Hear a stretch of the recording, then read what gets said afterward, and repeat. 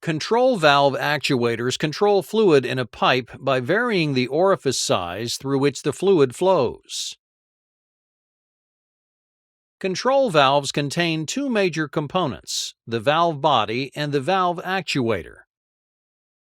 The valve body provides the fluid connections and a movable restrictor comprised of a valve stem and plug that is in contact with the fluid that varies the flow.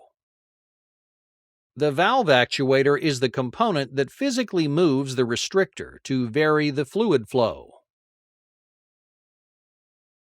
Three actuator types are used in control valves, and they include spring and diaphragm, solenoid, and motor.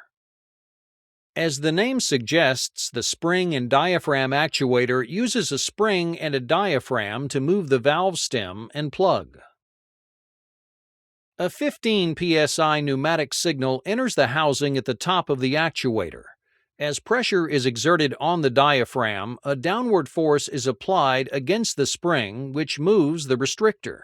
The diaphragm moves until it creates an equal but opposing force against the spring, at which time the motion stops as the plug meets the valve seat. With no air pressure, the restrictor is pushed upward by the spring to act as a normally open control valve. To vary the position of the restrictor and flow through the valve, a current-to-pressure transducer can be used to provide a 3 to 15 psi signal to the diaphragm.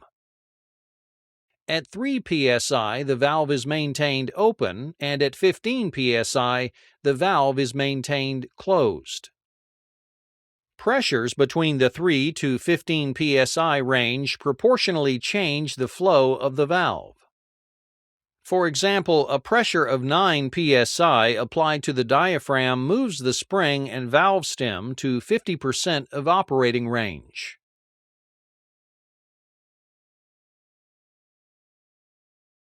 For on-off control of the valve, a solenoid is used to actuate the valve to a fully closed or fully open position.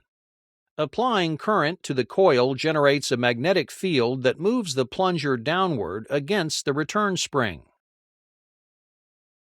With zero current applied to the coil, the spring pulls the plunger upwards to the fully open position for a normally open state control valve. Another method for variable valve positioning uses a motor and is referred to as proportional control mode. Using a gear motor attached to the valve stem, a servo amplifier provides a DC control signal that moves the valve to the desired position.